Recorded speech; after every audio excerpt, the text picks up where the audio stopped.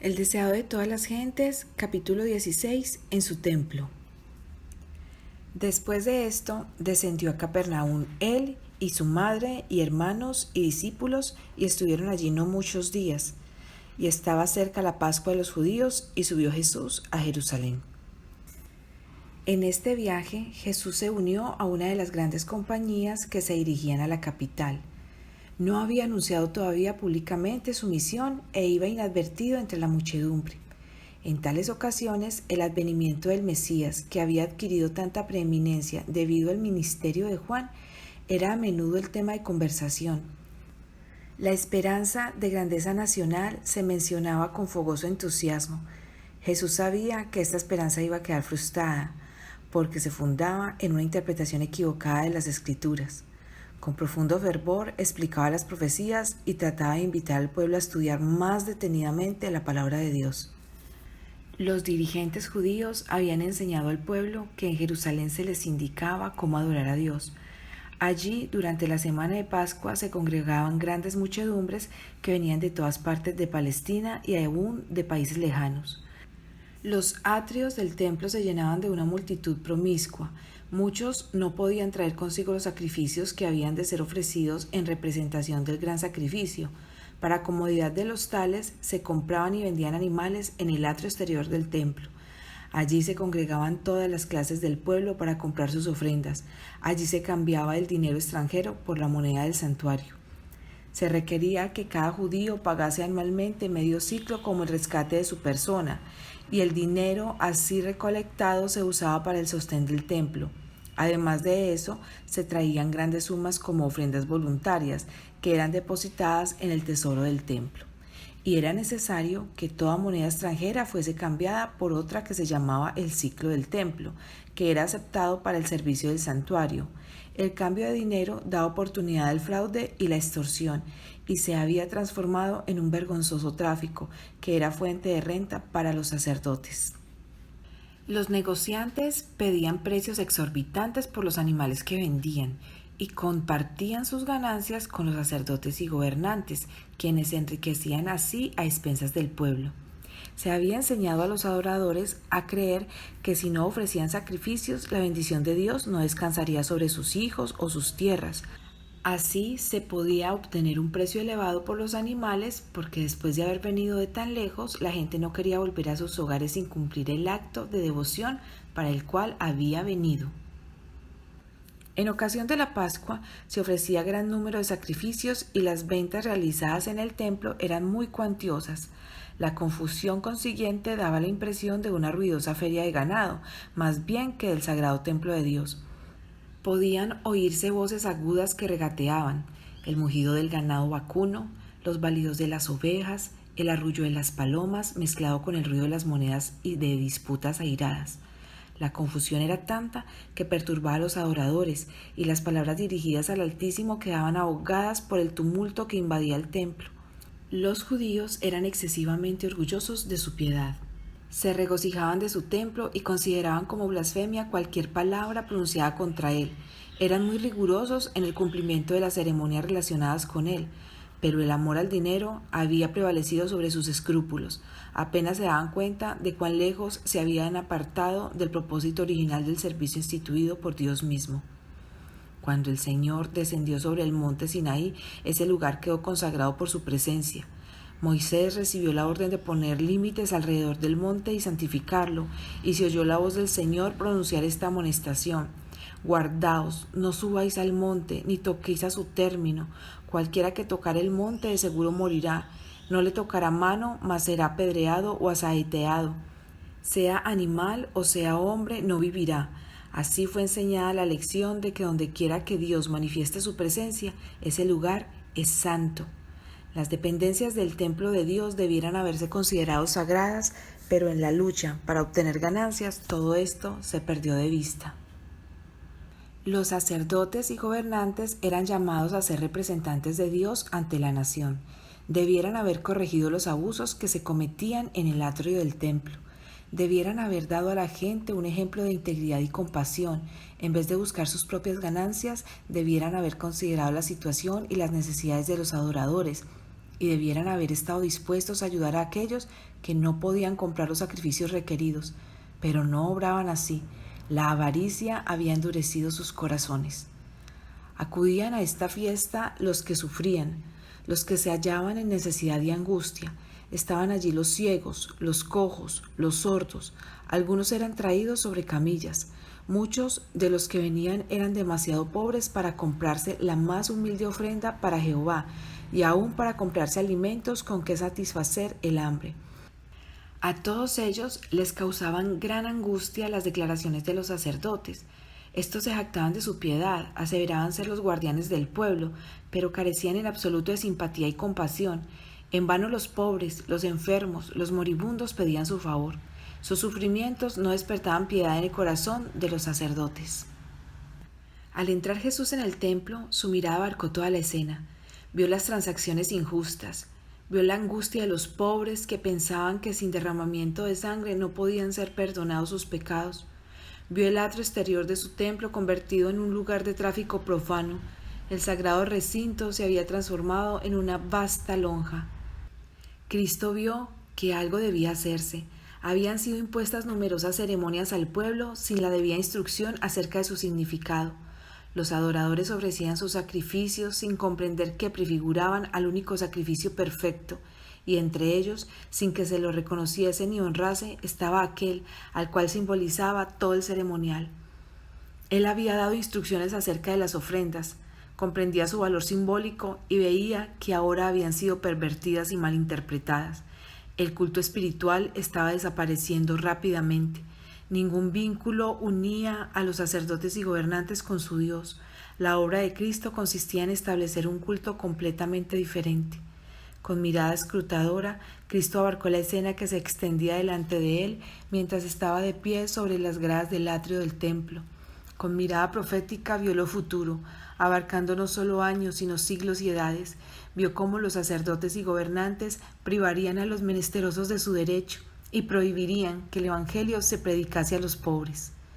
Vio cómo el amor de Dios sería ocultado de los pecadores y los hombres traficarían con su gracia. Al contemplar la escena, la indignación, la autoridad y el poder se expresaron en su semblante. La atención de la gente fue atraída hacia él. Los ojos de los que se dedicaban a su tráfico profano se clavaron en su rostro. No podían retraer la mirada. Sentían que este hombre leía sus pensamientos más íntimos y descubría sus motivos ocultos. Algunos intentaron esconder la cara como si en ella estuviesen escritas sus malas acciones para ser leídas por aquellos ojos escrutadores. La confusión se acalló. Cesó el ruido del tráfico y de los negocios. El silencio se hizo penoso. Un sentimiento de pavor dominó a la asamblea. Fue como si hubiese comparecido ante el tribunal de Dios para responder de sus hechos. Mirando a Cristo, todos vieron la divinidad que fulguraba a través del manto de la humanidad. La majestad del cielo estaba allí, como el juez que se presentará en el día final, y aunque no lo rodeaba esa gloria que le acompañará entonces, tenía el mismo poder de leer el alma.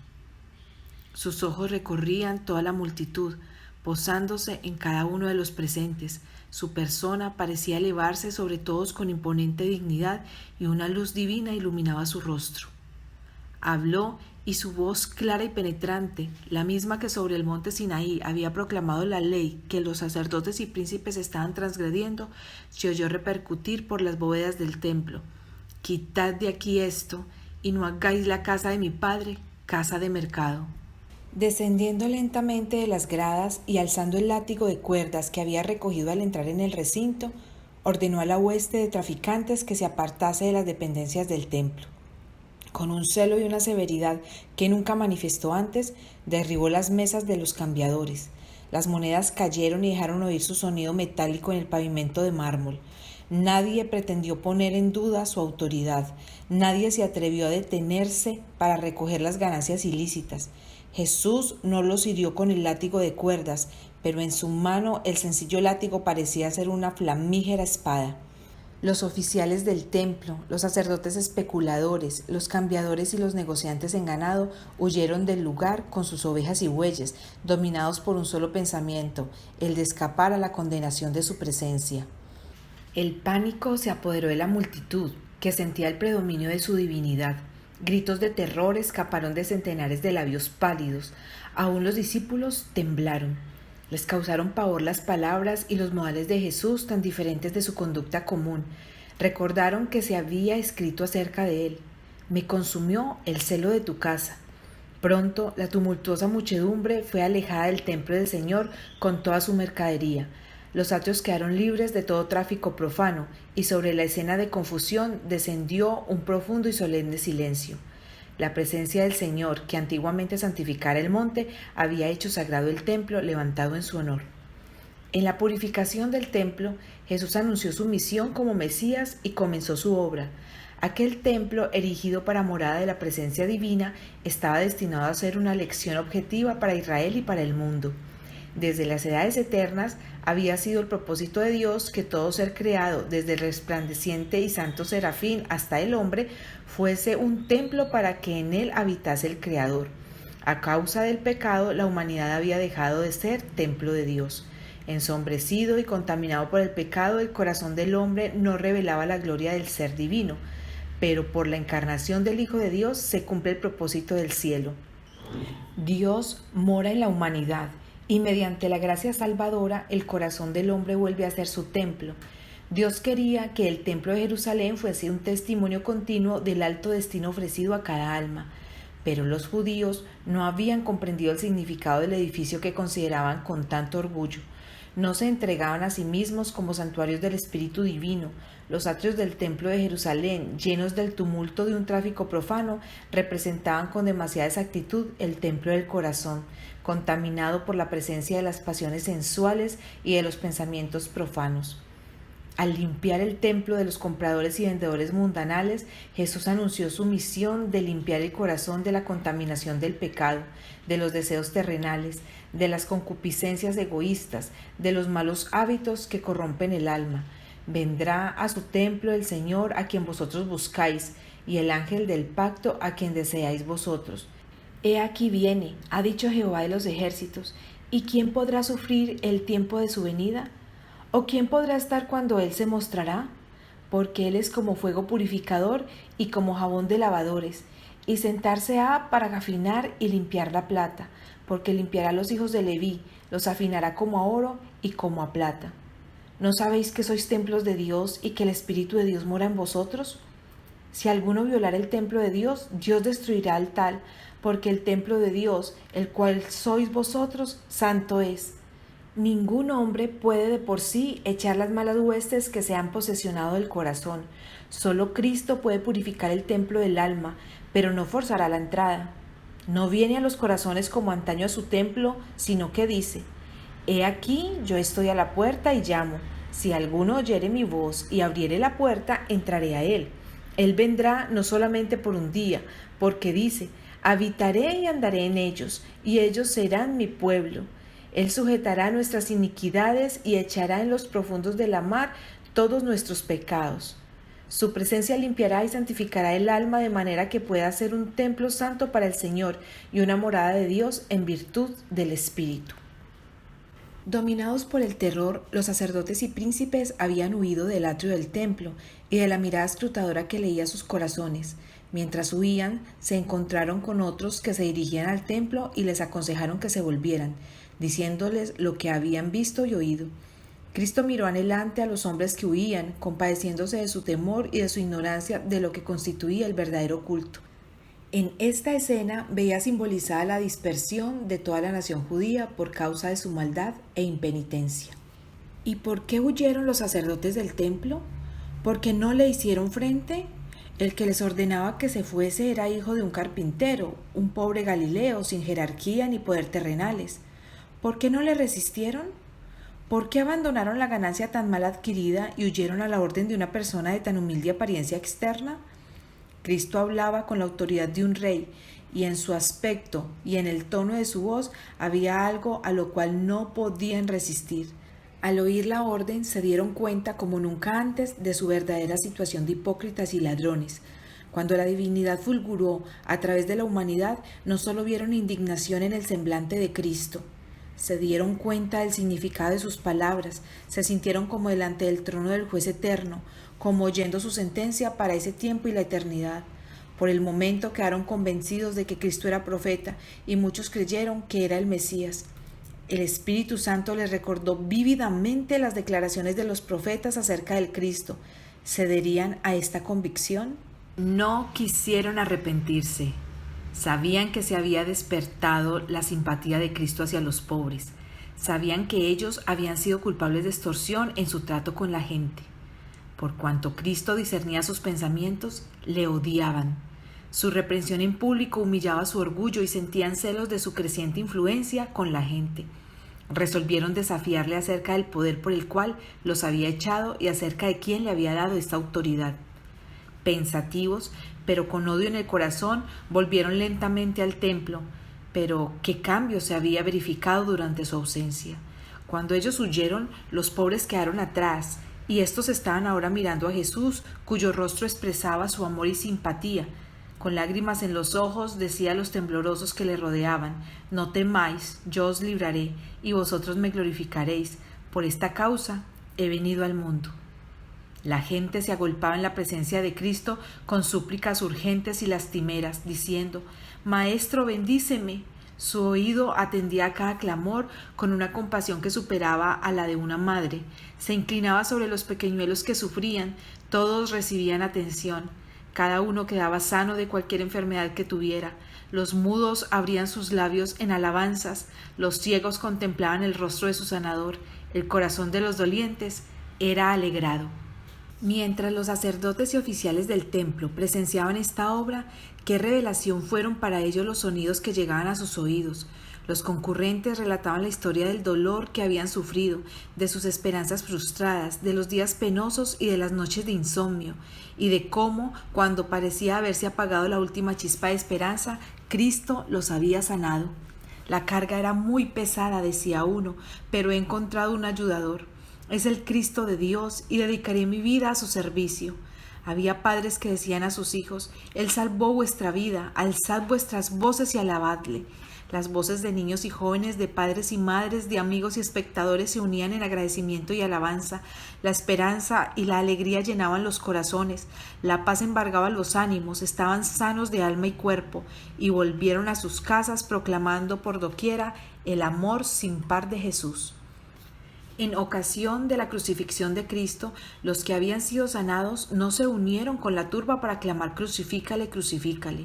Sus simpatías acompañaban a Jesús porque habían sentido su gran simpatía y su poder admirable.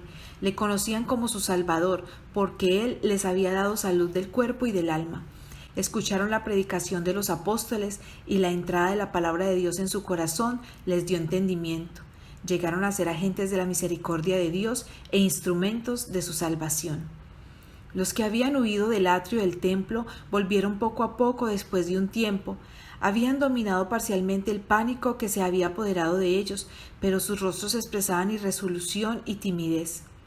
Miraban con asombro las obras de Jesús y quedaron convencidos de que en él se cumplían las profecías concernientes al Mesías. El pecado de la profanación del templo incumbía en gran medida a los sacerdotes. Por arreglo suyo, el atrio había sido transformado en un mercado. La gente era comparativamente inocente. Había quedado impresionada por la autoridad divina de Jesús, pero consideraba suprema la influencia de los sacerdotes y gobernantes. Estos miraban la misión de Cristo como una innovación y ponían en duda su derecho a intervenir en lo que había sido permitido por las autoridades del templo. Se ofendieron porque el tráfico había sido interrumpido y ahogaron las convicciones del Espíritu Santo. Sobre todos los demás, los sacerdotes y gobernantes debieran haber visto en Jesús al ungido del Señor, porque en sus manos estaban los rollos sagrados que describían su misión, y sabían que la purificación del templo era una manifestación de un poder más que humano. Por mucho que odiasen a Jesús, no lograban librarse del pensamiento de que podía ser un profeta enviado por Dios para restaurar la santidad del templo. Con una deferencia nacida de este temor, fueron a preguntarle: «¿Qué señal nos muestras de que haces esto?». Jesús les había mostrado una señal al hacer penetrar la luz en su corazón y al ejecutar delante de ellos las obras que el Mesías debía efectuar. Les había dado evidencia convincente de su carácter. Cuando le pidieron una señal, les contestó con una parábola y demostró así que discernía su malicia y veía hasta dónde los conduciría. Destruid este templo, dijo, y en 3 días lo levantaré. El sentido de estas palabras era doble. Jesús aludía no solo a la destrucción del templo y del culto judaico, sino a su propia muerte, la destrucción del templo de su cuerpo. Los judíos ya estaban maquinando esto. Cuando los sacerdotes y gobernantes volvieron al templo, se proponían matar a Jesús y librarse del perturbador. Sin embargo, cuando desenmascaró ese designio suyo, no le comprendieron. Al interpretar sus palabras, las aplicaron solamente al templo de Jerusalén y con indignación exclamaron: «En 46 años fue este templo edificado, ¿y tú en 3 días lo levantarás?». Les parecía que Jesús había justificado su incredulidad y se confirmaron en su decisión de rechazarle. Cristo no quería que sus palabras fuesen entendidas por los judíos incrédulos, ni siquiera por sus discípulos en ese entonces. Sabía que serían torcidas por sus enemigos y que las volverían contra él. En ocasión de su juicio iban a ser presentadas como acusación y en el Calvario les serían recordadas con escarnio. Pero el explicarlas ahora habría dado a sus discípulos un conocimiento de sus sufrimientos y les habría impuesto un pesar que no estaban capacitados para soportar. Una explicación habría revelado prematuramente a los judíos el resultado de su prejuicio e incredulidad. Ya habían entrado en una senda que iban a seguir constantemente hasta que le llevaran como un cordero al matadero. Estas palabras de Cristo fueron pronunciadas por causa de aquellos que iban a creer en él. Sabía que serían repetidas, siendo pronunciadas en ocasión de la Pascua, llegarían a los oídos de millares de personas y serían llevadas a todas partes del mundo. Después que hubiese resucitado de los muertos, su significado quedaría aclarado. Para muchos sería evidencia concluyente de su divinidad. A causa de sus tinieblas espirituales, aún los discípulos de Jesús dejaron con frecuencia de comprender sus lecciones, pero muchas de esas lecciones les fueron aclaradas por los sucesos subsiguientes. Cuando ya no andaba con ellos, sus palabras sostenían sus corazones. Con referencia al templo de Jerusalén, las palabras del Salvador, «Destruid este templo y en 3 días lo levantaré», tenían un significado más profundo que el percibido por los oyentes. Cristo era el fundamento y la vida del templo. Sus servicios eran típicos del sacrificio del Hijo de Dios. El sacerdocio había sido establecido para representar el carácter y la obra mediadora de Cristo. Todo el plan del culto de los sacrificios era una predicción de la muerte del Salvador para redimir al mundo. No habría eficacia en estas ofrendas cuando el gran suceso al cual señalaran durante siglos fuese consumado. Puesto que toda la economía ritual simbolizaba a Cristo, no tenía valor sin él. Cuando los judíos sellaron su decisión de rechazar a Cristo entregándole a la muerte, rechazaron todo lo que daba significado al templo y sus ceremonias. Su carácter sagrado desapareció, quedó condenado a la destrucción. Desde ese día los sacrificios rituales y las ceremonias relacionadas con ellos dejaron de tener significado. Como la ofrenda de Caín, no expresaban fe en el Salvador. Al dar muerte a Cristo, los judíos destruyeron virtualmente su templo. Cuando Cristo fue crucificado, el velo interior del templo se rasgó en 2 de alto a abajo, indicando que el gran sacrificio final había sido hecho y que el sistema de los sacrificios rituales había terminado para siempre. En 3 días lo levantaré. A la muerte del Salvador, las potencias de las tinieblas parecieron prevalecer y se regocijaron de su victoria, pero del sepulcro abierto de José, Jesús salió vencedor. Despojando los principados y las potestades, sacólos a la vergüenza en público, triunfando de ellos en sí mismo. En virtud de su muerte y resurrección, pasó a ser ministro del santuario y de aquel verdadero tabernáculo que el Señor asentó y no hombre. Los hombres habían construido el tabernáculo y luego el templo de los judíos, pero el santuario celestial, del cual el terrenal era una figura, no fue construido por arquitecto humano. He aquí el varón cuyo nombre es Vástago, él edificará el templo de Jehová, y él llevará gloria, y se sentará y dominará en su trono, y será sacerdote en su solio. El ceremonial de los sacrificios que había señalado a Cristo pasó, pero los ojos de los hombres fueron dirigidos al verdadero sacrificio por los pecados del mundo. Cesó el sacerdocio terrenal, pero miramos a Jesús, mediador del nuevo pacto, y a la sangre del esparcimiento que habla mejor que la de Abel. Aún no estaba descubierto el camino para el santuario, entre tanto que el primer tabernáculo estuviese en pie. Mas estando ya presente Cristo, pontífice de los bienes que habían de venir, por el más amplio y más perfecto tabernáculo, no hecho de manos, por su propia sangre entró una sola vez en el santuario, habiendo obtenido eterna redención. Por lo cual puede también salvar eternamente a los que por él se allegan a Dios, viviendo siempre para interceder por ellos. Aunque el ministerio había de ser trasladado del templo terrenal al celestial, aunque el santuario y nuestro gran sumo sacerdote fuesen invisibles para los ojos humanos, los discípulos no habían de sufrir pérdida por ello. No sufrirían interrupción en su comunión ni disminución de poder por causa de la ausencia del Salvador. Mientras Jesús ministra en el santuario celestial, es siempre por su Espíritu el ministro de la Iglesia en la tierra. Está oculto a la vista, pero se cumple la promesa que hiciera al partir. He aquí yo estoy con vosotros todos los días hasta el fin del mundo.